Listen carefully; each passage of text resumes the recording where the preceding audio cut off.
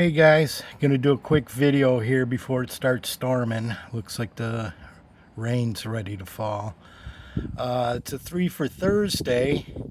There's the winds whipping. It's 3 for Thursday, and you'll see I got 5 out here. But I kind of went over these two a couple videos ago, so they're just kind of out there for reference purposes. Because the new one I got in is the Ulster old timer. These, you'll see, these are all the pattern 10, so they all look identical, but this one is bone. I forgot the date on these two already, and man, I just did that video, what was it, last week? At the end of the video, I'll put down the dating for these two. But this is 1964 to 1970, and it's the old timer. And then I'll show you, this here is a real early Imperial, and here's a 61 to 68 Primble Belknap.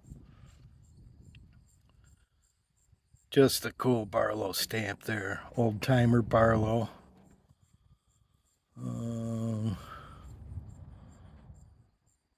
Old timer Barlow.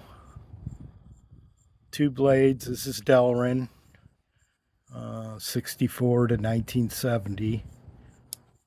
And then I guess Schrade took over making them after 1970. Needs a little cleanup. Got it today. Not too bad though. A lot of meat on it. Nice pointy tip. And it kind of comes down a little lazy, so it needs some oil, I think. Pen blade comes out. Neighbor's home. Needs a little cleaning. I don't know. I might just I like keeping. I mean, it took, what, 40, 65 years to get this way? No gapping. Looks really nice. But yeah, there's 3 pattern 10s, all of different age groups, but all made by Ulster. And this one's cool here, you guys. This is pre-1930.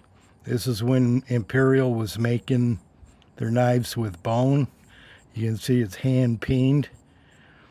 Just when they started using brass, I got this narrowed down to like 1928.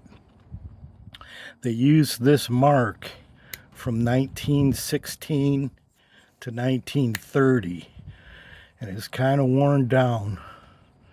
But if you look close, it's IKCO, Imperial Knife Company. And I believe underneath it, it might have said USO or USA. But it's kind of worn down. But it might not have had that, because I did a lot of research and I seen some that just had the smaller the tang, because they couldn't fit Imperial on there. And they actually didn't even use the Imperial Providence stamp till 1930. So yeah, but I got this beautiful spear point. Got it narrowed down to 1928, when they first started using brass, but they were still hand peening them. That beautiful saw cut on there. Nice color, dirty brown bone. And you can tell here too, the bolster mark Barlow is pretty much looks like their modern font, like they didn't change it over the years. And this is solid. I wish I had my magnet. This is solid steel. It's not the shell. They didn't start doing the shell knives to the 40s. And in the 30s, they were using celluloid. And then before the 30s, they were using bone. Listen to this baby. No jiggle, nice and tight. This is definitely a carry piece here. Something to be proud of. Nice, tight, no gaps. Beautiful piece of history there, you guys. Pen blade. half stops. Not a lot of walk and talk anymore. But snappy. And then I'll show you this Primble. I've had this for a while. Kind of was in the Jerry junk drawer. For a little reference to Big J there. But yeah, I had this stored away from my knives and I just found it a couple days ago. This one has a little bit of gapping.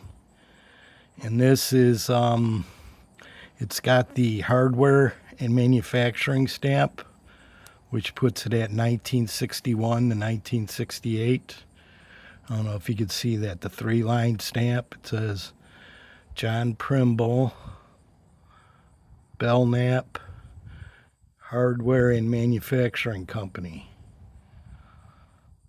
And this one needs a good cleaning. But I don't know, you guys tell me in the comments. Should I leave that tarnished? That's a steel bolster there. That's not nickel silver.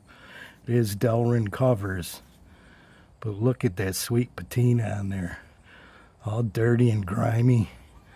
Kind of like maybe a mechanic was using this and got a lot of oil and solvents on there.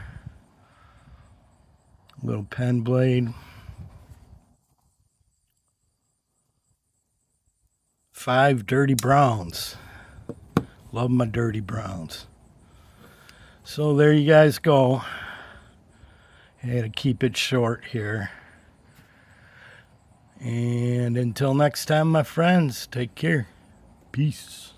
Bye-bye.